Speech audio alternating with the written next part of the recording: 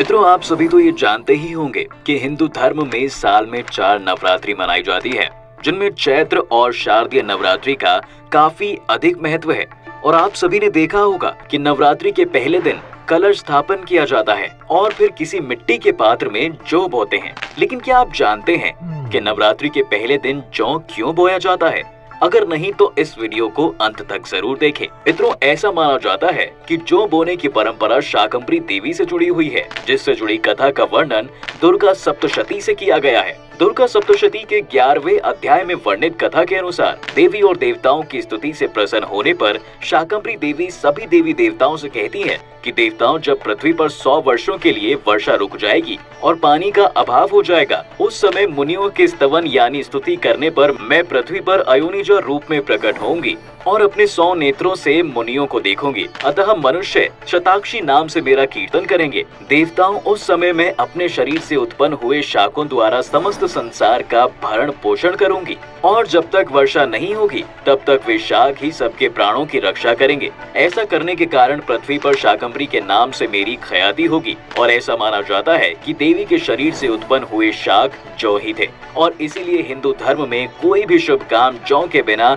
अधूरा माना जाता है। साथ ही ये भी माना जाता है कि सृष्टि में सबसे पहली फसल जौ ही थी और यही वजह है कि जौ को हिंदू धर्म ग्रंथों में पूर्ण फसल की मान्यता दी गई है। हिंदू धर्म ग्रंथों में वर्णित कथा के अनुसार एक बार देव गुरु बृहस्पति ने ब्रह्मा जी से सवाल किया कि हे ब्रह्मा, नवरात्रि क्यों मनाई जाती है? तब ब्रह्मा जी ने कहा, बृहस्पति, तुम्हारे इस प्रश्न का हल इस कथा में छुपा है। बहुत साल पहले मनोहर नगर में एक अनाथ ब्राह्मण रहा करता था, जिसका नाम पिठत था। वह देवी दुर्गा का बहुत बड़ा भक्त हुआ करता था। युवा होने पर उसकी शादी हुई और फिर कुछ दिनों के बाद उसकी पत्नी ने एक कन्या को जन्म दिया, जिसका नाम सुमति रखा गया। जब उस कन्या को ज्ञान हुआ तो जब भी पिठत देवी दुर्गा की पूजा अर्चना करता, वह कन्या वहाँ बैठी रहती। लेकिन एक दिन वह कन्या देवी दुर्गा की पूजा में बैठने की बजाय अपनी सहेलियों संग खेलने चली गई। यह देख पिठत अपनी पुत्री पर क्रोधित हो गया और उसके पास जाकर कहने लगा, रे दुष्ट, आज तुमने माँ दुर्गा की पूजा क्यों नहीं की? इस अपराध के लिए मैं तेरी शादी एक कुष्ठ रोग से ग्रसित युवक से कर दूंगा। पिता की बातें सुनकर सुमति को बड़ा दुख हुआ, लेकिन वह अपने पिता से बोली, पिताजी, मैं आपकी पुत्री हूँ और आप जैसा चाहें वैसा कर सकते हैं। अगर मेरे भाग में कुष्ठ रोगी पति ही लिखा होगा तो मैं क्या कर सकती हूँ? क्योंकि जो इंसान जैसा कर्म करता है उसे वैसा ही फल प्राप्त होता है। क्योंकि कर्म करना मनुष्य के अधीन है पर फल देना ईश्वर के अधीन है। अपनी पुत्री सुमति के मुख से ऐसी बातें सुनकर पिठत का क्रोध और बढ़ गया और इसी क्रोध में आकर उसने कुछ दिनों बाद अपनी कन्या का विवाह एक कुष्ठ रोगी से कर दिया। विवाह के बाद जब सुमति अपने ससुराल को जाने लगी तो पिठत ने कहा कि बेटा, अपने कर्मों का फल भोगो, देखें भाग्य के भरोसे रहकर क्या करती हो। पिता की बातें सुनकर सुमति सोचने लगी, क्या सच में मेरा भाग्य इतना खराब है जो मुझे कुष्ठ रोगी से ग्रस्त पति मिला? फिर वह अपने पति के साथ वन में चली गई और फिर अगले दिन देवी दुर्गा सुमति के सामने प्रकट हुई और बोली, हे पुत्री, मैं तुमसे प्रसन्न हूँ और तुम जो चाहो वह वरदान मांग सकती हो। तब सुमति बोली कि हे देवी, आप कौन हैं? मैंने आपको आज से पहले कभी नहीं देखा।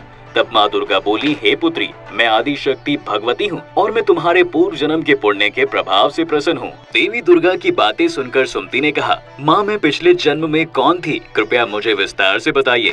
देवी बोली, पुत्री, पिछले जन्म में तुम भील की पत्नी थी। एक दिन तुम्हारे पति ने चोरी की और सिपाहियों ने तुम दोनों को पकड़कर कारागार में बंद कर दिया। उन लोगों ने तुम दोनों को भोजन भी नहीं दिया। उस समय नवरात्र का दिन चल रहा था और तुम दोनों ने नवरात्र के दिनों में कुछ भी नहीं खाया और ना ही जल पिया था, जिस कारण अनजाने में ही सही लेकिन तुम्हारा 9 दिनों तक नवरात्र का व्रत हो गया और उसी व्रत के प्रभाव से प्रसन्न होकर मैं तुझे यहाँ वरदान देने आई हूँ। तब सुमति बोली, हे माँ, अगर आप मुझे कोई वरदान देना चाहती हैं तो मेरे पति को कोढ़ से मुक्त कर दीजिए। तब माँ दुर्गा ने कहा, पुत्री, नवरात्रि के एक दिन का पुण्य तुम अर्पण करो, तुम्हारा पति निरोग हो जाएगा। फिर सुमति ने ऐसा ही किया और उसका पति निरोग हो गया। यह देख सुमति देवी की स्तुति करने लगी। सुमति की बातें सुनकर देवी बहुत प्रसन्न हुई और फिर नवरात्र व्रत की विधि विस्तार से बताते हुए कहा, हे पुत्री, नवरात्र में 9 दिन तक विधि पूर्वक व्रत करना। यदि दिन भर का व्रत न कर सके तो एक समय भोजन करें। विद्वान ब्राह्मणों से पूछकर घट स्थापन करें और महाकाली, महालक्ष्मी, महासरस्वती देवी की मूर्तियां स्थापित कर उनकी विधि विधान पूजा करें और पुष्पों से विधि पूर्वक अर्घ्य दें। इन 9 दिनों में जो कुछ दान कर सकती हो वो जरूर करना। नवरात्र व्रत करने से अश्वमेध यज्ञ का फल मिलता है। इसके बाद देवी अंतर ध्यान हो गई। तो मित्रों, आपको नवरात्र से जुड़ी ये कथा कैसी लगी नीचे कमेंट करके अवश्य बताएं। आज की वीडियो में बस इतना।